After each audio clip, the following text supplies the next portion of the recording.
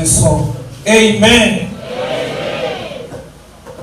The board of elders, Dari, guiding pastors, and something for this place. Amen. Lord, tenda mali maneno ano ni ndabanyasha zao titete kutawala kwa kumpeni wenu. Tuweni mwenda aliponai. Tadani today I'm speaking as this. I would like to teach Baksol Pechin's answer kana kuti Mhinduro. That is set the issues that Lord mwalimu Mhinduro kumpeni wenu. To have church tonight many answers that told out to mwalimu Mhinduro kumpeni. Wachadino zote kuti vazhinji tine zvatinonokera saka takakonzwa statement yekuti spirit of delay, but muyamutsenalizerezera kuti zvimwe zvinonzi spirit of delay haisi spirit. Thank God for deliverance mweya wekuti zvinonoke udzingwe, but pamwe pacho munhu ungangodaro wakaitirwa chaunochemera naMwari but usina kuziva kana kunzwisisa. Tochada tiverengere shoko raMwari kubva kubhuku yaGenesis 15. Genesis 15, verse 13. Genesis 15, verse 13.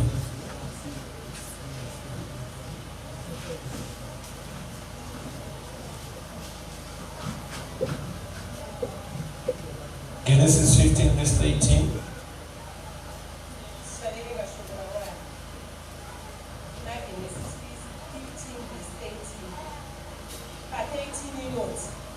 Akati kuna Abrahamu, uzive kwazvo kuti vana vako vachava vatongo munyika isati iri yavo. Vachava varanda vavo, vachatambudzwa makore ane 400. Asi ini ndichatonga rudzi urwu, rwe vachashumira. Pashure vachabudapo nepfuma zhinji. Exodus 12, verse 41. Exodus 12, verse 41. Exodus 12, verse 41.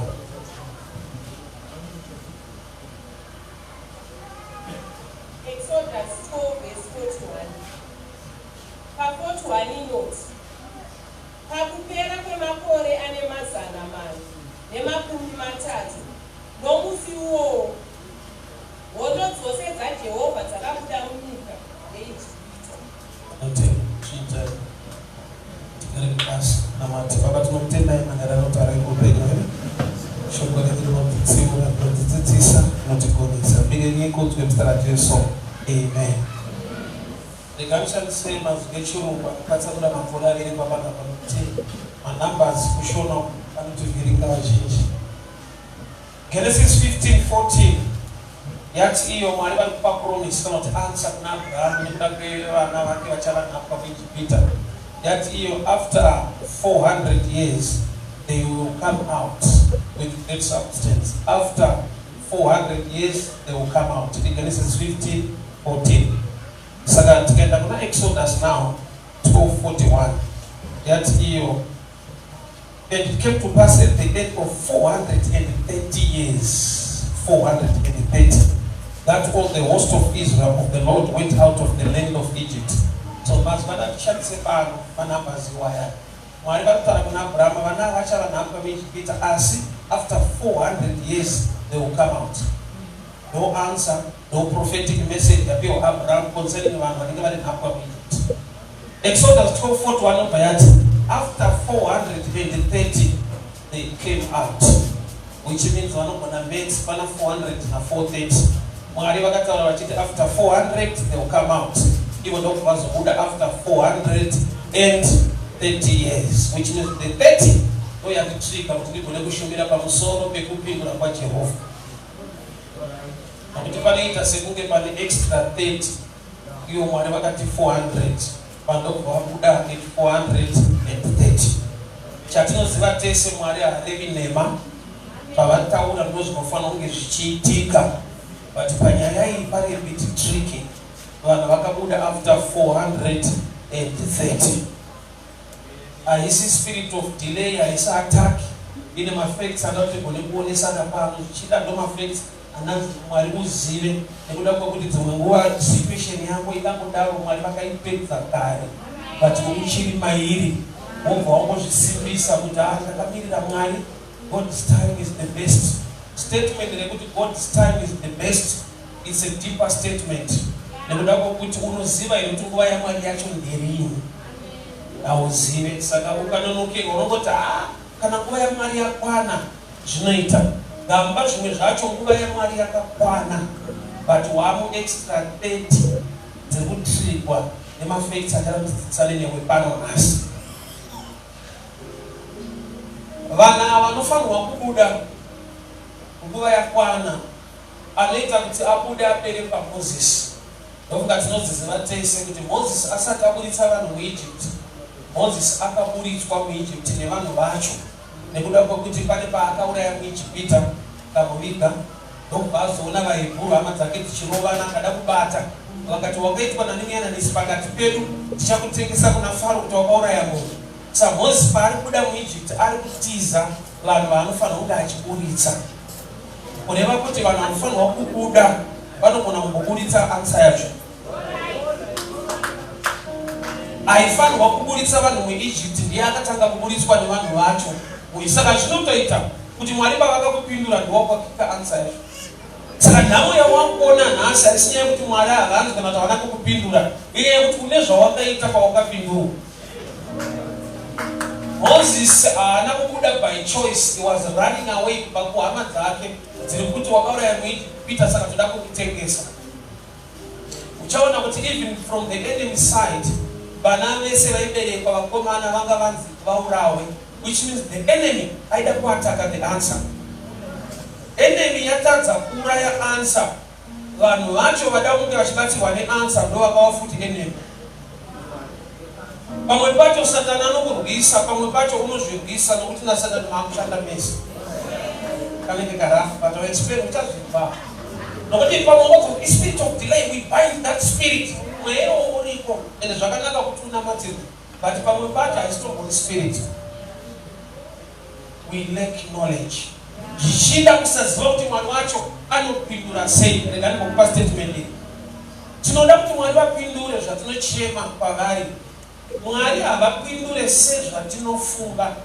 Mwari vanopindura sezvavanoda. Saka panoitwa prayer kuti thy will be done on earth. Anogara kuearth ndini, ane zvaari kuda ndini, but prayer inotidzisa kuti tinoti kuda kwenyu ngakuitwe kwete kuda kwedu. So kuda kwedu kuriko, but kana taakunamata Mwari tinosarenda mukuda kwavo ivo Mwari. So Mwari vanopindura sezvavanoda, munhu anoda kupindurwa sezvaanoda. Pane clash. Neimwe nguva Lazaro afa, John 11:15, Jesu anoudza vadzidzi vake kuti handei Lazaro wafa ende ndinofara kuti wafa ndisipo. Achisvika vakadzi vari kuchema vanoti Ishe dai manga muripo. Jesu atoudza vadzidzi vake kuti ndinofara kuti Lazaro afa ndisipo. Kureva kuti kusavapo kwaJesu kwanga kwakamunakira iyi Lazaro achifa. But hanzvadzi dzacho dzinoti dai manga muri pano, hanzvadzi yedu hayaifa. Kurati iclash yemindset. Vaida kuti Lazaro aporeswe pakurwara. Jesu aida kudemonstrate chinonzi resurrection in life. So kusaziva pfungwa yaMwari kunoita kuti ucheme iye auya late but ani latest. Right? So shoko kuna Abraham rati after 400 years vachabuda. Exodus over after 430 ndo vakabuda. So one of the facts ndekuti vanofanirwa kuburiswa. Vakasaziva kuti uyu ndiye atumwa naMwari kuti buritsa, vanomuburitsawo. Iwo ramba vari problem.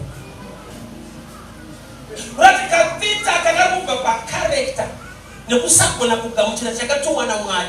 Mwari haakupi mufundisi waunoda, Mwari anokupa mufundisi waanoda. Amen.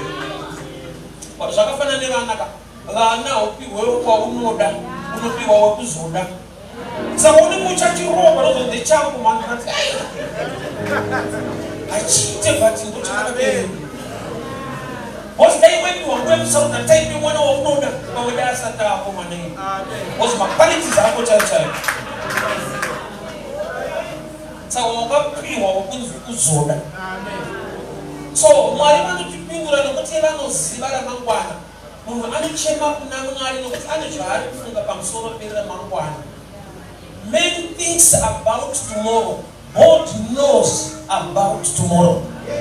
Saka marivano kupa Mhinduro nekuda kuti muna tomorrow varimo vaona zviripo. Inoda kuti wa Mhinduro uchiti pamwe mangwana zvinozodai. Saka daita gara kudai Mwari vanitira zvakati.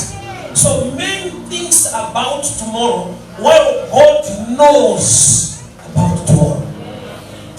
Saka anoziva ramangwana akasiyana nemunhu ari kufunga ramangwana. Amen. Saka uchiona zvimwe zvawakachemera kuti Mwari niite havana kuita nokuti dai vakazviita waitozochema zviri wese. I'll give you an example. You know musikana wakaita so adaimuda ukamupindira muprayer wakada munhu kana unotopindira muprayer munhu. Amen. Mwari musikana wekuda kukuru hazvina kuita saizvozvo. Ndakazosangana naye after 5 years ndikati Mwari makatendeka ndainyura ndozvaita. Amen. Zive kuti mangwana pakamira sei. Pane paunonya kutenda Mwari kuti Mwari akatipindura dai takanyura. Amen. Kuti nedzungu pakuona matika pane problem nokuti so far Lot paakanzi naAbraham sarudza kwokuenda akasarudza kuri green kwakasvibira but hanzi kwakazonaya moto. Akabuda achimhanya but paibonaya mvura. Izvezvo wakunamatira so panonaya mvura but pane tumoto turipo so. Paunozoti asishe wakatendeka naitsva apa.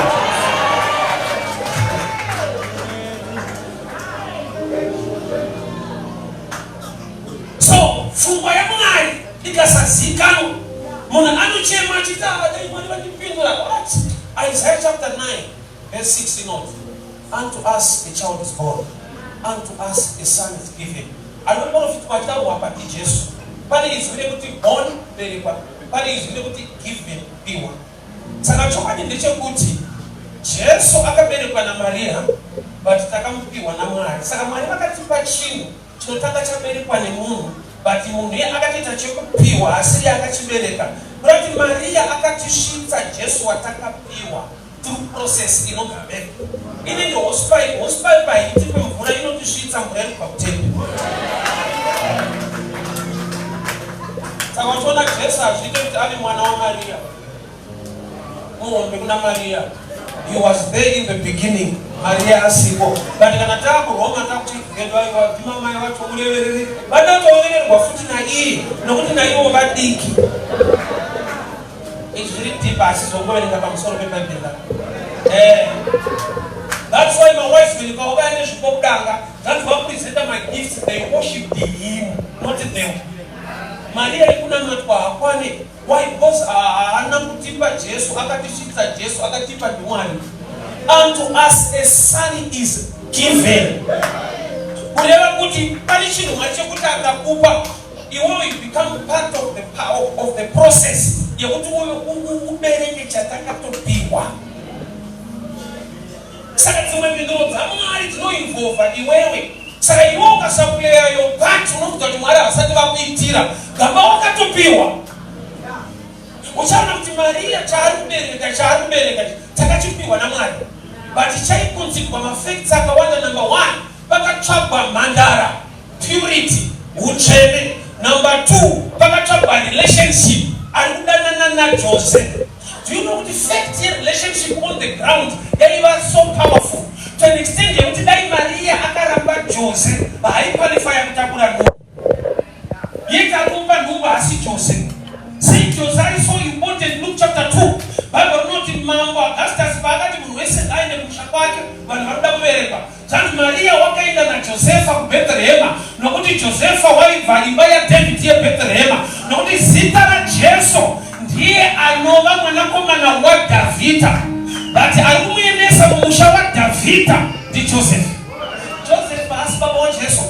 But Joseph anofanirwa kuvapo kuti Jesu abereke. Number 2, fifthly pana Joseph, his profession naturally was a spiritual pointer destiny ya Jesu kuti kudi Joseph aiva carpenter aireza kushanda nezvipikiri nemapuranga. Jesu yainga ndekuenda pamapuranga akarohwa nezvipikiri. So basa raJoseph naturally was a significant thing in the spirit of destiny yechiri kutakurwa naMaria wacho.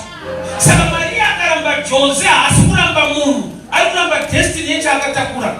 Maria akaramba Jose haasi kuramba munhu, ari kuramba kuqualifya kutakura zvamwe muchena.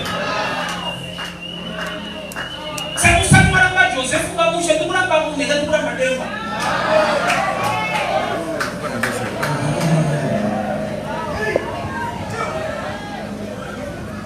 A son is given. Sakune zvinhu zvokuti Mwari vakatoti pakugara vatiseitisina hatisi kuda kubereka chinhu chacho isusu but takatochipiwa but chinouya through inini.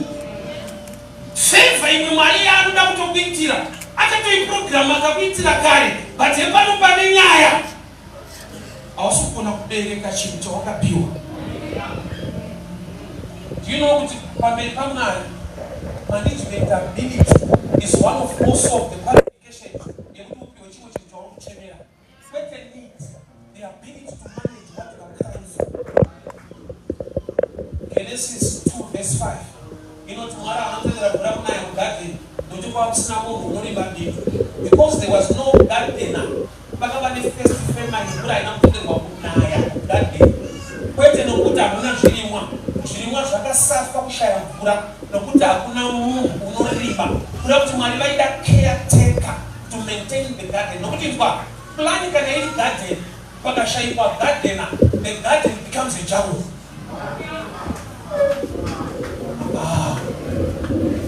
Garden ndarari garden nekuti vekanzi vachiri kushanda imomo vakamboisiya for 6 months kaakasangoke harari. The plan inobva yabviswa ouya chisiri muplan. Saka Mwari wedu unoda kumaintaina the plan. Saka plan yaMwari pfungwa yake ndeyekuti akakuropafadza uve a blessing to people but already wakashiwa makalazi ako kuti zvikangondifambira munhu aita mudumbu.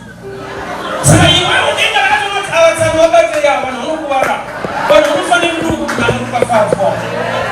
You become a blockage to the answer you are waiting for. Why? Because hauna the right reason.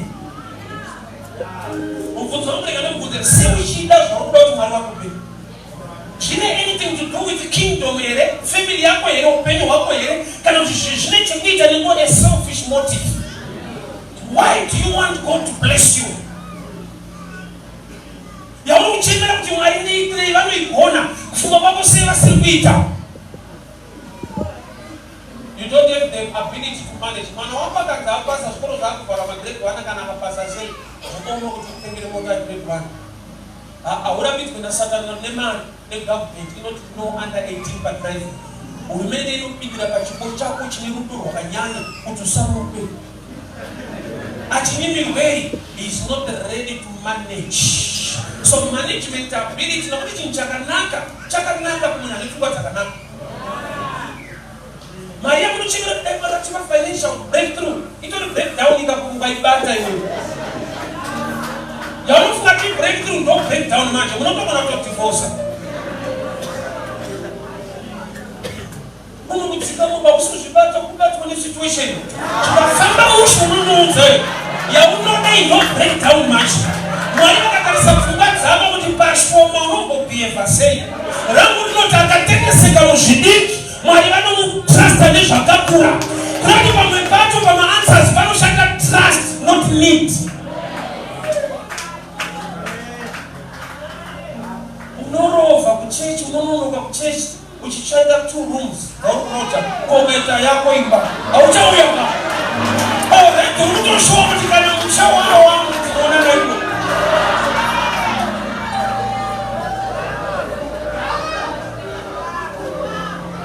Mota ipo une small house ukaita pick up. Life yako is simple ya disaster. Chikofunga pressure ya unumbwa nishishoma zilipo. Kungo chikama karoli walisa Facebook soft life. She's so nice.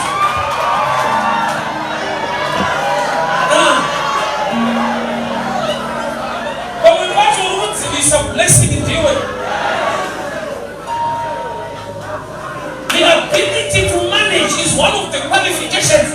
Why? Because Genesis 2:5 yati mvura inakutenderwa kunaya kwemvura rain is symbol of blessing in open heaven.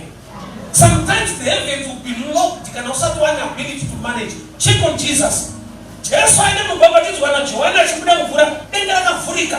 Muyamchena akaburuka, which means asataenda pa Joani he operated under a closed heaven without a spirit.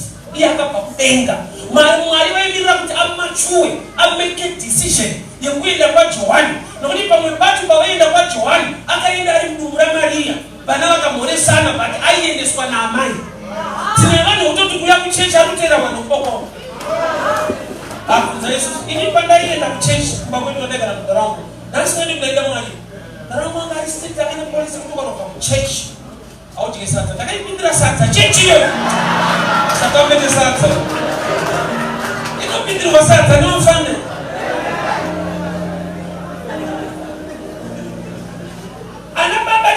Chechi munhu kuna ndoya madam kupindira madam ana boys vaitera mabhebha of church.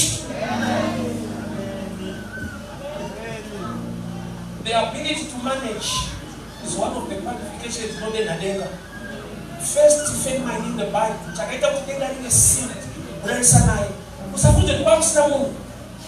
There was no man to till the ground. The Genesis 2:5, Genesis 1:26-27, God created man. So a created man is a spirit being. Chakaita kuti Mwari azotendera kuti munhu apinde mugate, he formed man out of dust. So a formed man is a physical man, not a human being. A created man is a spirit being. But you are too spiritual. So naturally you don't understand anything. Why? Because you need to understand the markets, you need to understand how to operate business.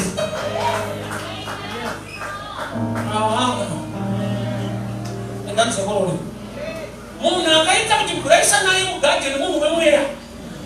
Kushika mwali wa funga mungu we dust. Anuko na kubata shafo. Anuko na kutola chikeo. Achitema minati meta.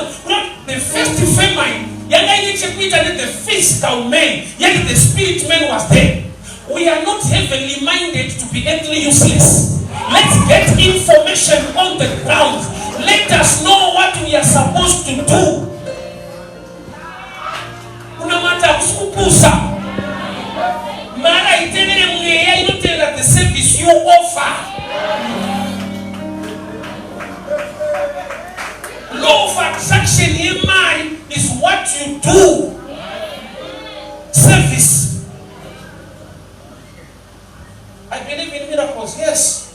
But I also believe in the God of systems. And I'll explain my sister Dr. Mwalimu mnana wake. Bakasika miti. A word of command, a seed will produce after its own kind. Maybe we shall be like a marigold to buy. Saramitizi on one panze, I know super namari. It is out here reproduction with the creation. Una yakasiko wale ndo bawasia, ndo bati iwewe mbeo, shibe like a marigold to walk. But the rest of the mchita, una kasiko na walimu. Wakasiko mazita would now walimu Adam na Eva. You are a result of reproduction, not creation. Amen. Which means you are a result of a system in the physical realm, yet ushered by the spiritual God. Yes.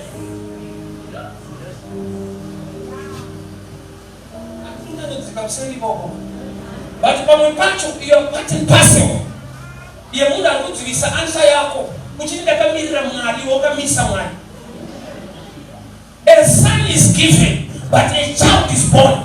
Kubeleka kwa mwana in physical process is not happening. Kupinda 9 months kubeleka, but ukubeleka chini child pakupi kuna mwana. Makato chipiwa, but achitsikende kuti mapiwa. Chinobeleka kuti makapiwa. So kubeleka in process ino involve munhu. But aruda kubeleka kuti abati chaakapiwa na mwari. Mwarasa tukata mpewa. We are part of the process.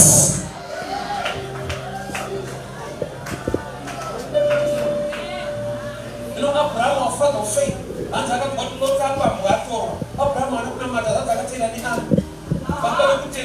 animal soldier. Unozati baba Abraham shamwari Mwari. Bakatoda Abraham ato lotato vanamata. Zvanzi akaenda nearmy. Faith iri kuchitori chibaba chine masoja.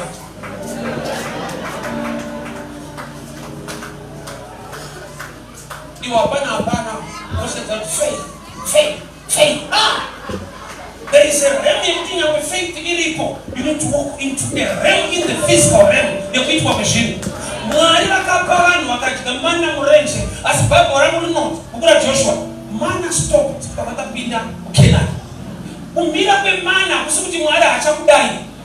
There is a realm yatapinda yekuti you are also involved to eat. Ndakakudyisa usingashande nokuti mugwenga hamurimiki, but kana ndakupa ivhu rinorimika mumubasa. Ende muna same God. Mwari waMoses ndiye Mwari waJoshua, but waJoshua ndowebata. WaMoses ndewongononga chingo. So Mwari vane nguva yekuti vanokuitira zvinhu nenguva yekuti havachakuitira nokuti munofanira kuita besa nokuti wakura. Baba wangu ndaiti kana vakatitengera bhora kana kutamba nemafriends ndikaputirwa bhora ndaimhanya kumba mukana mukomana ndinoda kugara ndibata hokutere kuti mukomana wacho ndipe bhora remwana wangu. Ndakasvika levhora ndakakura ndadzokera kuti baba bhora ratorwa vakandikuvasayanarawo vari pano. There is a realm yekuti unofunga kuti hasisi baba wako tokani bhora iro wajaira and you don't need defender. There is a realm you want to operate it now. Lakini tukapapoko sana Mungu hakutoa mtano na bado kwa roko kumina kwa maroko tukokrosa nje shirashiri kwende mabali ni mtano twani bati tundakuja Mungu ndio sababu tunakudibata rundo bandoro hakumakisi unashika mremu ya kuti zvinhu zvinogona kushita. We believe in miracles, we are okay, but we also believe in the principles. Kune zvinhu zvekutoti ya part and parcel yekuti Mwari vakakupa ukasachibereka auchibate chawakapiwa. A son is given, a child is born. So tinobereka kacheche tokarera kokura chova chinhu chatakapiwa.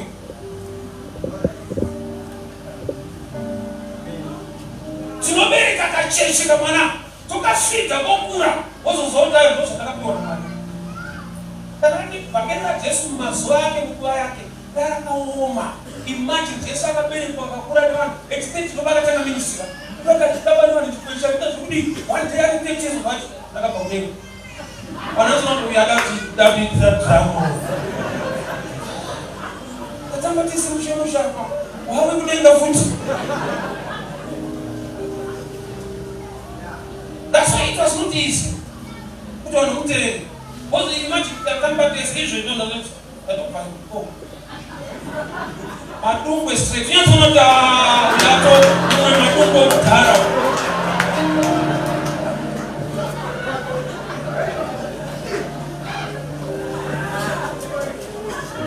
chisiniferwa pane nguva yekuti kuti Mwari havachakundwa havachakuda gamba vakatokundwa ende vanokuda, but answer yavakupa inoinvolva iweyo. The son is given to you, but must give it to the child who will develop to become a son. Brother, une zvinhu zvawakatopiwa naMwari already. Inzwa Jesu anotaura naye ndiyo answer. Munhu paakakundikana pamberi paMwari Mhinduro ndiJesu, but Mhinduro yacho ine chekuita nemunhu wacho akakundikana kuti Jesu wacho avepo. Saka zvimwe zvese zvatiri kutsvaga kuti dai Mwari andiitira, zvimwe zvacho vakatokuitira. But inyaya yekuti hauzivi kuti kana wakazviitirwa zvakauya in seed form here or in end product. Chingwa chamuri kudya murenje mukapinda mugwenga kunorimwa wheat, mogaya wheat, mobheka chingwa. Kurati kukumaipiwa end product, kukumamutangidzisa svika chabhekwa. Chimira kudza advantage yekudya chingwa chepromised land than kurenje. Kurenje chamapiwa ndicho hatichachinja, ndo type yamapiwa echikafu. But kana marima wheat, adama scones, ndiye muffin ndiye kuna kuti uku kune flavor yakawanda kudarika chekunhonga. But the problem ndeyekuti tichida kumashure inzwa generation yaMoses negeneration yaJoshua vanogona kufunga kuti Joshua hanzi kumwari. Baba pamazuva aMose paingodeclarewa bread. Panotanga declarations gore ratopera so unobata chinhu chako. Kane mutaura chete. Kunge tiri mota de wani kase. Bosi korere kare uri mota dzako dzomutambizwa. Dzinoshandirwa, dzinotengwa. I believe in miracles, but I also believe in the principles. Why? Nekuda kuti minana inoitika muzera diki. Kana wati kure maranda kushanda newe. You become part and parcel. Inotakura Mungu. Yekubereka chatakapiwa. Saura watu ngaracha zvinaka kare vanhu vakadai marai vakadai vanhu vakadai kune problem yekuti kune formula una fail. Saura kopa zvaitwa mukugara so.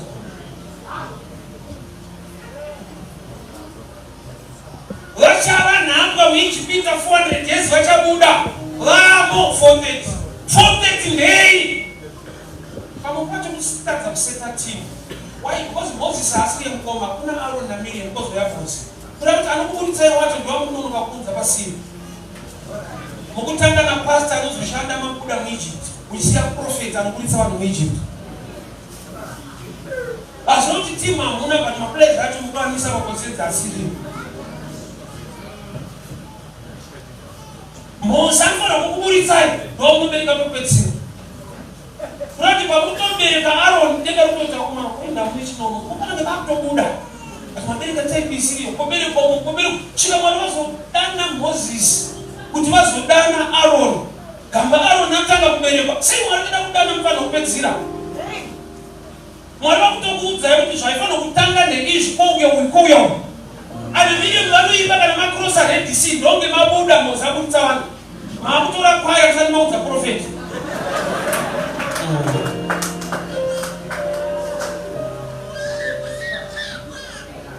So there are times that kuinga kwako maitwa ubika zvinhu haisi spirit of delay, order hapana, kurongeka hapana. Ezekiel aprofita mupata zanzi kupa nekupa bone came to its bone. Chakatanga kuitika haisi manifestation ye flesh. Chakatanga kuitika deformation ye skeleton, order. Because hapasina kugadzirwa zvinhu pada kugadzirwa vanhu. Bones were scattered, which means there was no order. Saka prophecy haina kunza flesh. Prophecy yakadena mabhonzo kuti endai panzvimbo muwane zvinhu zvenyu. Iwe panzvimbo haupo, uringoda zvinhu zvako. Chadena nyama kuuya pamabhonza panga pafumiwa a skeleton, bone to its bone. Mwari ndichengete mhuri yangu yoni mwana kuti mhuri yasipa mudiyo. Ninyasono kunorunonosa zvinhu. Andadzokera vanomutunzwa. Paruna matira mhuri yako mwari unobatsira mhuri yangu ukaravapiwe. Ore ngandisiye. Kune mwana wasingazoti adye yapfeke asingati mwari akukomborere pamhuri yako. Iwe mwacho asipo order hapana. Born to its born. Lana kuna mdara, lana kuna manyo. International ones of Batsara and put in a A child is born, a son is given. So chini given, chino process. Yekuti iwo unova involved kuchibereka but makachipiwa. Ndakamira mwari tiraite zvinhu wakatomisa mwari nokuti chimwe chacho chinoitwa newe naMwari. Mwari pane pavanokuitira, pamwe pacho pane pamunoita mese. Zvinhu tu hama dzangu kushandira Mwari nekushanda naMwari. Zvinoita kushandira Mwari usingashande naMwari. Kanzuru inotuta mabhini ungatadze kwatuta izvi musoro kangu. Unoona kutoshandira kanzuru but hawakupesana uchitora samabhini awo nokushandira kanzuru. But kana wakushanda nekanzuru unopiwa mari. Saka Bible ichiti vachava vachitadzika madhimoni muzita renyu tichavatendai kwamaitira mabasa enyu but nereimba vacho tikaitodzira nyaya ndekuti vabuda pachena kuti muzita renyu edu mazita ana zvaita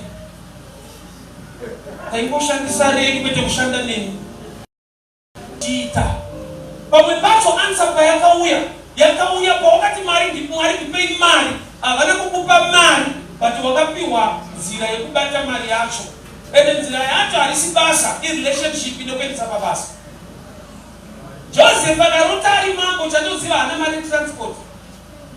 anomuruta ari chef anofanirwa kuendeswa ende chakamuendesa ruvengo kwete kudiwa laiyo ngavaparare unoenda sei manje vakafamba naijose asi waisana vengi vanofanirwa kuparara nekuda kwokuti vamwe vacho vanotoshanda kuti zvavo zvizadzikiswe hauti here pamwe pacho mwari vakada kukusimudzira havati kana wanamata vanoti when the enemy comes like a flood the spirit of the Lord who raises standards kune mastandards anongotrigwa the coming of the enemy not your prayers.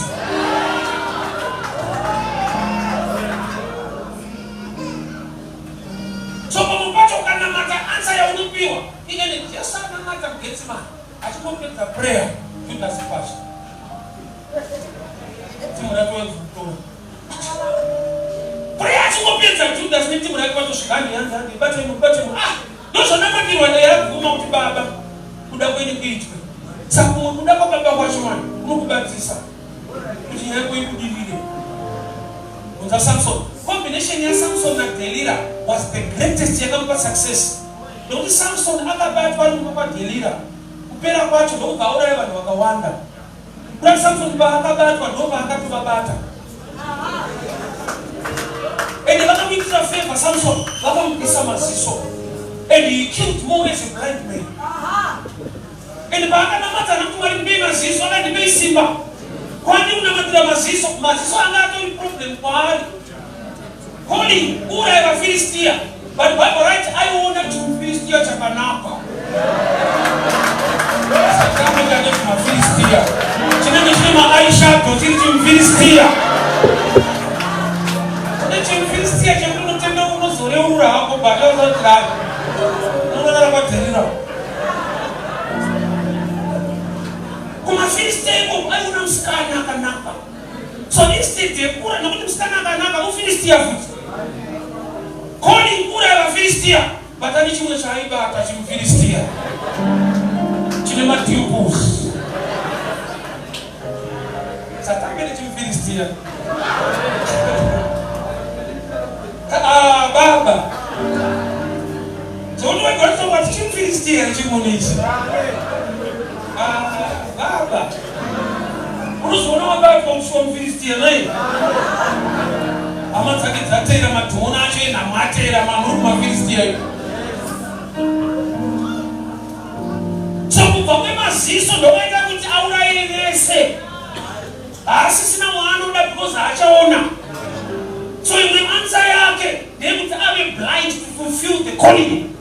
Saka rimwendo ndikuda matamari ndibei nhingi vanenge vanokupa problem abvunza Jacob akati handikusiye kusvika mandiropafadza ndokarohwa ahana kuti handikusiye kusvika mandirohwa ada kukomborerwa ndokarohwa.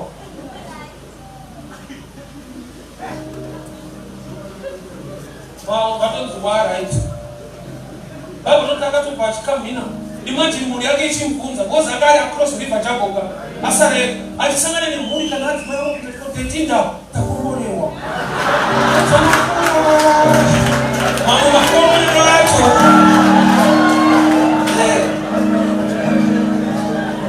unokomborerwa zvekuti unongotenga une problem kamba vanenge vatobviswa problem adekaroziva pekurwanda kutaurira akarohwa area yemuchallenge adatopedza aida vakadzi kamuchinda yakamborohwa chiuna mhara aititama unokomborerwa zveshuwa unorohwa area ine vhiriyo chete dainenga richingurova pairohwa munhu semeria tsa nekufamba nongona kuti Jacobo uyu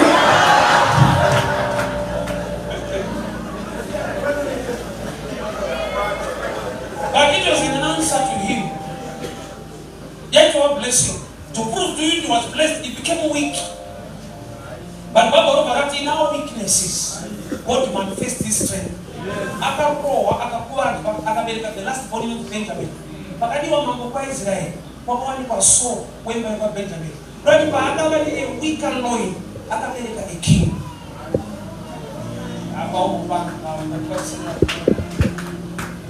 I see mistake to Adega. I think but the grace to give birth to kings. So, all of you are there, sometimes I say, wakaimisa. Look at stop by involved. Wakazi wali kudrana mwanaka wagenda kuna Solomon. Wakamutangana certificate ya kafana. Dewa wakunanga piwa. Nokutiwa ila mwana. Mshika mwachi statement anakuti ndo muda repay akataiwa chipa yuko. Yaka chipa yuko. Mambo hantu ngokuti ndo udanu ngokuti ipai ndo pano zwa kupoda. A give and the other winner kwenda aida but aida kupa. That giving the other principle we are receiving in the presence of the king. Sasa chimo cha mtu mwali ni pay. Unotambia si usinamtamba mkamo.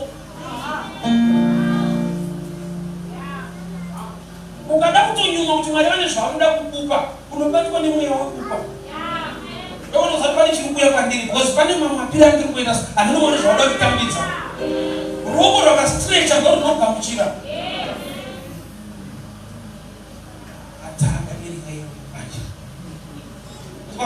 Kana kupa kuchikunetsa kokumbozvipa iwe. Kuti takaona kuti kabanana warwara iwe watekerwa fefe aukona.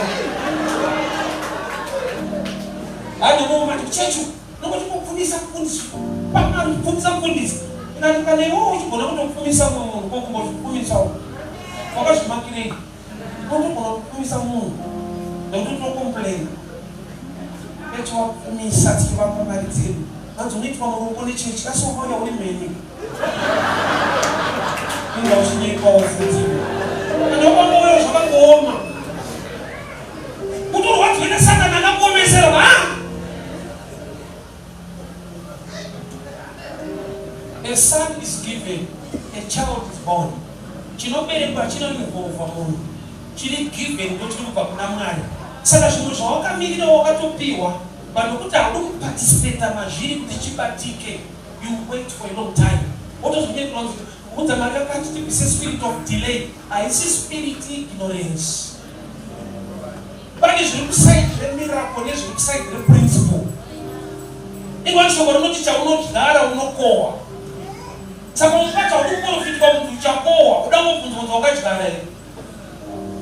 Hakuna prophetic word is not in the scripture. Scripture really powerful than prophecy. Why? But the greatest prophecy is the word of God. But I'm calling them a prophet. I'm not surprised. Kuna profita katu mwenye no profita mwenye katireni bayako wakufa. Unea anamkoti kuna profita nipewa kundiso. Agari kama profita kitofamba chibuga tokaenda kuma zero. Agati mwangaira garai mafamila ndakaita. Wale wakenda kuna profita time is like no change. First time mwaraje embarasa a true prophet. Nikuda kumungu na ni mwami mafambiro. Kama muni mafambiro kuti kuprofita kwa kwacho kunoliveseka. Kurati mafambiro chitoli chiprofita. Chinolivesa kuprofitwa. Imagine a true prophet akiti na mwari tokera utomba makore kwa ndota kuzo. For the first day, only one profita wichokonezo ni mwari kwa makura ya sivira kwa. Ndio unye panye kuchinja chinja nayo. Morota yo matendo wa profita yake ni mama fambio. Ndio kuna utambodo chitora kwa nota ajife. Akatoka kataye mawete wa 15 sana. Ndio ndio kakasala kisenga kuti timbo hiyo. Profita rufu checho wai. Tifesho kudanya. Why continue fambio unafuata Jehova. Tinisha unganisho kuti kana pada simuka mungu akati mangwana rako alifanya shakanaka unataka tira mangwana rangu rakanaka nokuti nina Jehova tine elia tatosangana ndine mwali wa ndimoshumira mpenyu kana mga profita kuti ndimudire chatinoziva na Jehova ndinosimuka kona kutanzira chiprofita zvisizvo nekuda kokuitira mwai wako.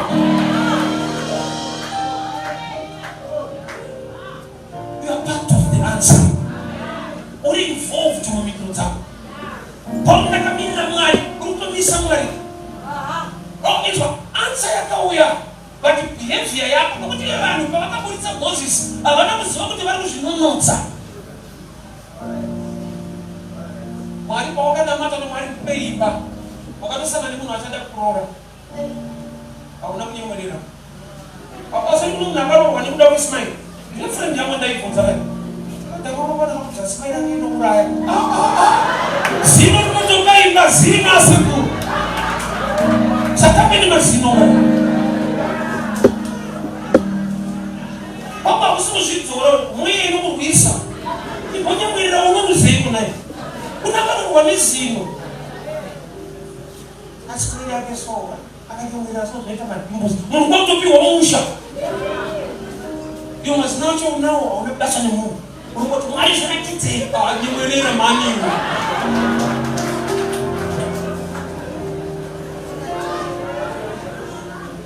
tsika yabhoazi hauye kumaraini achipfimba vanhu unosangana kumunda unoti Ruth aingoshanda anga negood heart aishanda kuti achengeta amwene kuba vanga vasara. Having a heart towards others can unlock a door concerning your life. Pamuti mwari nditiri zvakati vanogona kutarisa zvaunoita kuvanhu voona kuti this one can be a channel to bless other people. Mwari ari kutsvaga vanhu vekushanda navo kuti aite reach out to others. Inoona ndakabasa nemunhu namatira mwari wangu chandakatakira ndisike kuba kwemunhu ndochawakaimbira hazoti mwari achimbosiya dengo ngoshandira Abrahamu kumba. Bible noted 3 angels appeared to Abraham at Mamre, and one of them was God himself. Imagine Mhinduro zivi naroneka mudhara rokutarana kumaraini kakunamareni kwamuneka neshekati iyi tsike mwari wako rake nhamvu vane kupfakacha.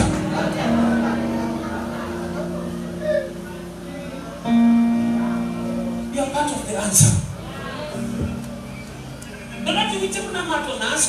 Show me what to do. Zvimwe zvavakakuvimbisa zviri muprocess yekuti unofanirwa kuita zvinoita kuti usangane nezvivimbiso zvacho. Ndine zvandakasangana nazvo mukushumira Mwari ndasima kuti ndapindira muprayer ndandaiti kana wakada kuzvifunga so waite zvinofamba sei, but nekuda kwekuti ndakava involved mune Mwari zvaakataura kuti ta zvinhu zvafamba automatically. Remember to practice money kuIsrael. Apana mana kumurota tenda kuIsrael. Basa hope kake vile mkurota tunelimika. Kuna zvimwe zvokira na kurota kwacho akuroteki. Zviri beyond. Unopira ndiko tenda kuIsrael nani? Mari. Raita sei. But just one phone call nakanifonera muri kuti holiday muri busy. Kuita busy pandeke munyepa. Busy.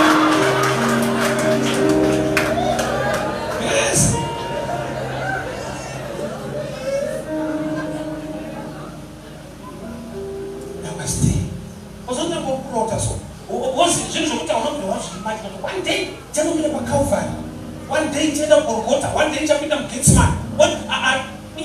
day, but about every place in the Bible. Jaffa say, when you put a prayer, I was winning souls. Street. Luke 17:11. Garani mapere mbuzi kwa wakati una Jesu. Wanakoma na watu wina tinzurayo ngoni. Chawaida healing. Ngoni, sipa situation. Jesu anamtara ya situation yao. Akawapa basa, akawati go and show yourself to the priest. Akawatuma kwetu takawa polisi. Bible ndori not, vari mumzira kuenda wakapora. Chakawa polisi going. Kati kutuma kupindira ninishwa vari kunda. Don't face one and challenge a man to receive your healing. As wakapora, nekuterera kutumika. You know David, kutanura Goliath, anakurungonda kwenda. Akatumwa na baba wake Jesse nechingwa. Kuti naona hondo tukokamira sei. Kutumika unotsoka ura Goliath nekutumika. You want to get my Goliath must die tumika ukomana. Amen. Anofase mfunga tumika.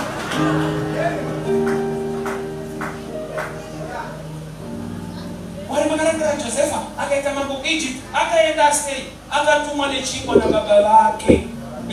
Kutumika. Do you know what David akatumwa is already anointed by Samuel. Remember Moshe. Then kanda kuzotwa. Vakaitumika ane anointing. Yongorota mgonzongi kakoli matoni protocol. Unotuma sei.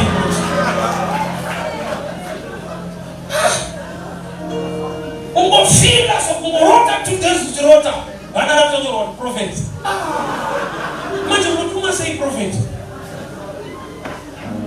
Tita kuchika renki.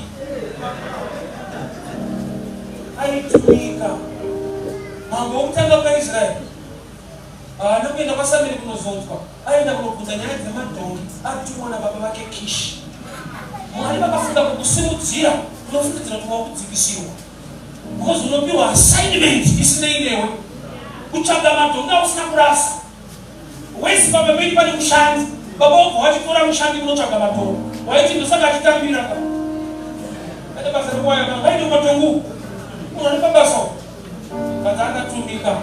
Akadzoka akagara padongi amambo. Iyo prayer yako ndeyekuti baba ndichagara padongi rangu ndingotsvaga akarasika ka. Mamwe ma-answers ane chekuita necharacter. Mamwe ma-answers ane chekuita nekuva kwako involved zvibatike. Mwari vakatokupa but vakandinatera unotumwa. A man can be talented, but I've discovered in life the talent is not enough. That's why when anonzi anogona bhora anenge ana coach. Coach haagoni kunda chaanokocha. But coach anobhadharirwa mari yekukocha munhu anogona. Ine sequence yachakamira sei. Munhu atoni talent is a soccer star. Anotsvagirwa munhu anenge angogara pabhedhi achiti no. Toga. Munhu urupire munhu mari munhu anogona kugara. Talent is not enough without wisdom, knowledge, and instruction.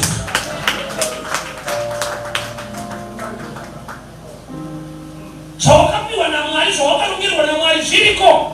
There is a realm yaunofanirwa kusvika kuti zvibatike.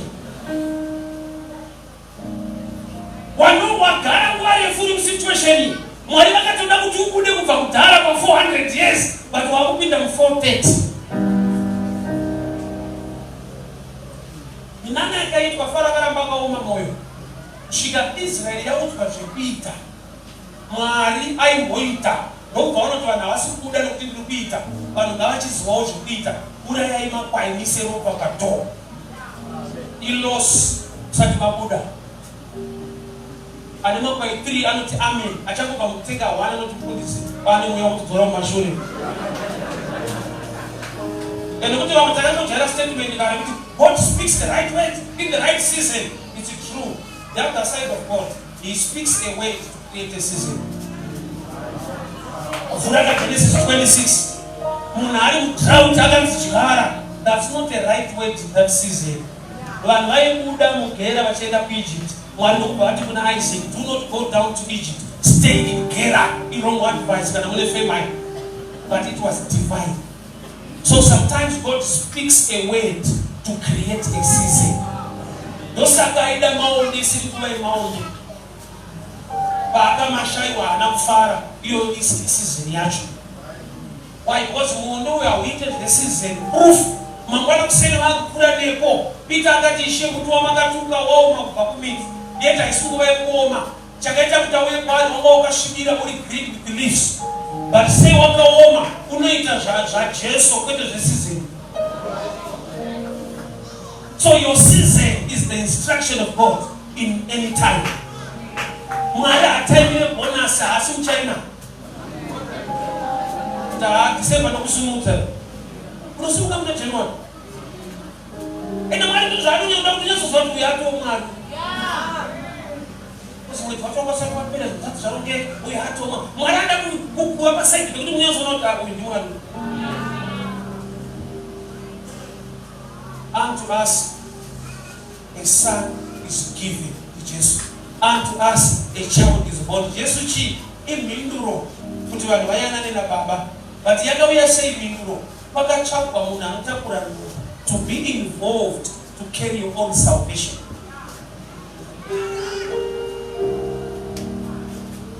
Saka tunotora nguva kana awa kuparidza. Tunotora 10 minutes kukunamatira. Ukazvibalanisa kuti sei kuwanda nguva. Tine kubata mukati memusoro darika pamusoro. What's the minute? One point to one point and them share one. Let the birds fly. Now that's what teacher broken. And it's one of the birds. You know to can Ramazan, you told the man that he told the sheep. When I don't ask about let the birds fly. And that's what teacher so. Usanu tesho wait now. Was there you don't want to talk about most 50 got to smoke now. Wait, I just want to listen. What's the reason? That's about ostrich. The picture can tell you. Ostrich never put a question. He did. Baba sasa tunamsha usumu. Unafuta kwa roiwa. Roiwa. Roiwa ndege stage ya wewe.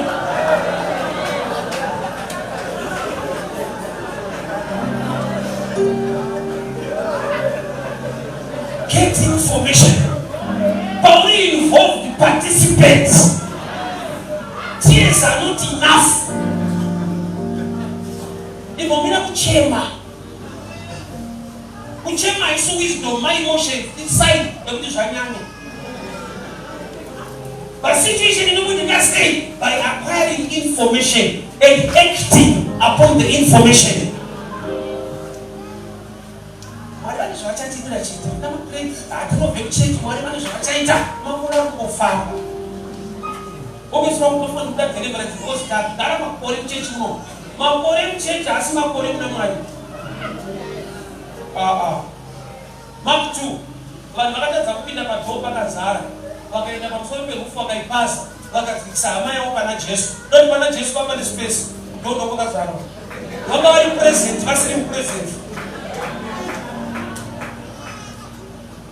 Jamaica. Mchechi kutuzara. Pan very present. But what's in his presence? Why? Because they are not in his presence. Right after his character, you can go over to have problems to have been. Change the open soul one or God in change with the priest. What's another country that you pass? It is the case of most not just of the moon, there are not just of. Let up in the brother. I have more video on our pass and roof. Shall I go on about going to a prophet? But you are not Christ of a die of armor. I will not just have armor. Somebody is talking about just go to one and come. So I'm not going to boy pass and roof. Papa is space. How do I put that church shit? You are not involved. You are part and parcel of your answer. Give birth to the child that will develop to have a son that God is given you. Wakatupiwa mali yako. Wakatupiwa kudirira kwako. Wakatupiwa wanano yako. Bakorangu not the time and chance are given to all on Wednesday. But it was not that this is my time, this is the chance, it's a revelation. I'm going to go to Sunga Church. But I never put to Bukana. But I'm not going to go to Japan. Unesha waita risira, hauna kuchaka fungwa ya mwari. Nikuda kwa kuti pauli involved, ukasa participator. I'll be with the son, you give birth to the son. To develop, to become what God has given you. And to us, a son is given. And to us, a child is born up there. I'll give you this example of the past. Comes in the night. Maybe that's why I go this one. Comes in the night. When I will take them, say, oh, you so you get them of early maturity. What was that? You can't stop me. Maybe you can start saying what? Eating plastic has early maturity. You know, she can next year. That's not right. You can say it's common. Maybe you don't know. Because I have this from right environment. She got a second fresh bread. Fresh, you can say, you need a fresh order. You know what I didn't remember that fresh. What about who needs to buy fresh water? What I end up? Why? Because I'll spend the right environment. Maybe we don't need that environment for it to germinate. Just early maturity, prophetic word, like I tell you, but they do not demand that environment to manifest. So, how can this one to my sure? I'm she man. I couldn't have started. but mataipi yako anokotadza. Kwete kuti ari kutadza unomutadzisa.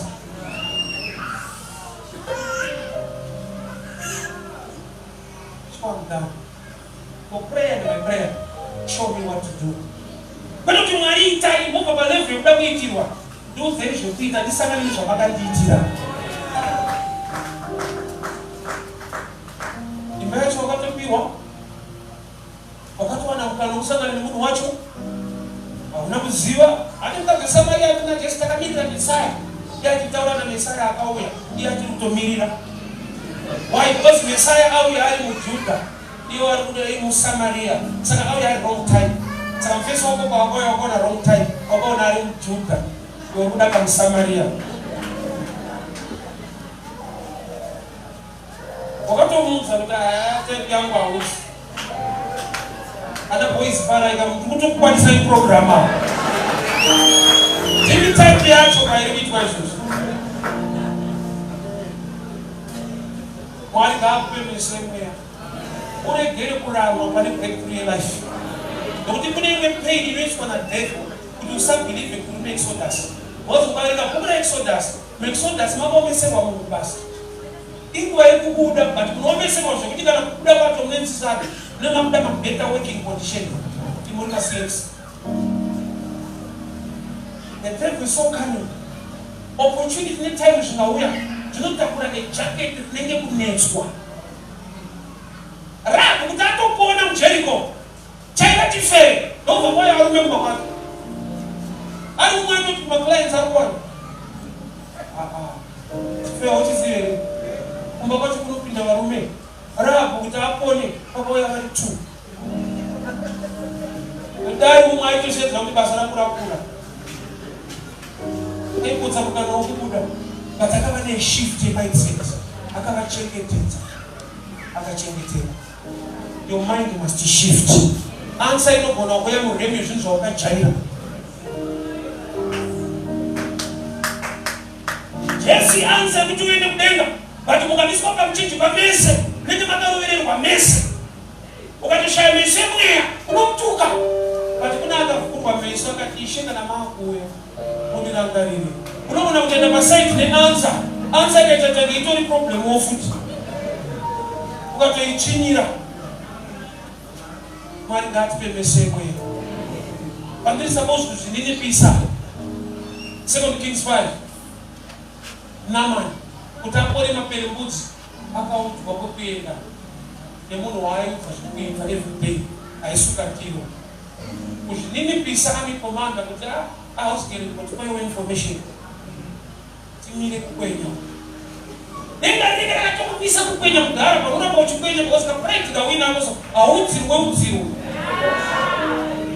kune marengi kamudzirwe zvokuita yeti imwe ansa inodhimanda vahambo imwe ansa yezvawakanamatira toda kuti pene limiti makizi ese ari mushoko raMwari anokulidha kuansa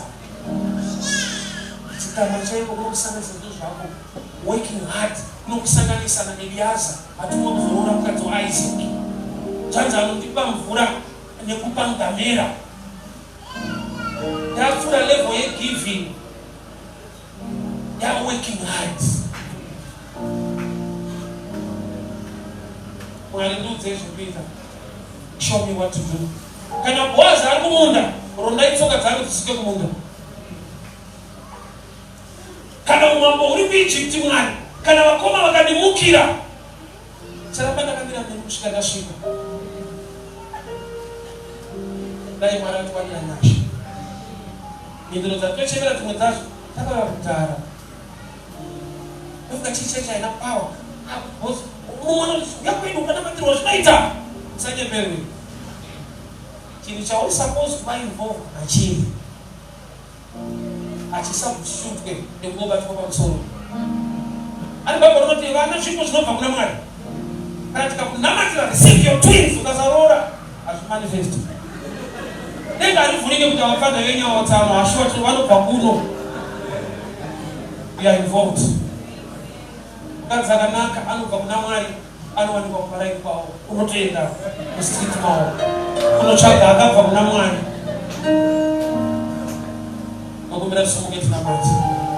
That in your prayer and my prayer, see, Lord, show me what to do. Can I didn't show me in front of you? And didn't even have the can I didn't tell my cat to my assignment, Yako, no one blessing Yako. Was a boy, church member, church core, be involved in the things of the kingdom. My assignment, Yako, no one blessing Yako. My gift, Yako, my talent, Yako, no one blessing Yako. Lord, show me what to do. Let us begin to pray. Father, we thank you for your word. We thank you for your word. Unto us, the son is given. Unto us, a child is born. Baba, chanimo fano wakubata. Chanimo fano wakubereka. Chanimo fano wakuwa involved. Chamaka nipa mna. Maria makandipa. Show me what to do. Wanane makandipa. Show me the right person. Give me the right character. Chamaka nipa mna. Chamaka nipisa ninochibata ninochiwana. Show me what to do. Show me what to do. That is how to seek a Baba. Takupai pili na kukulemekeza. Mzita wa Jesu. Amen and amen. God bless you, church.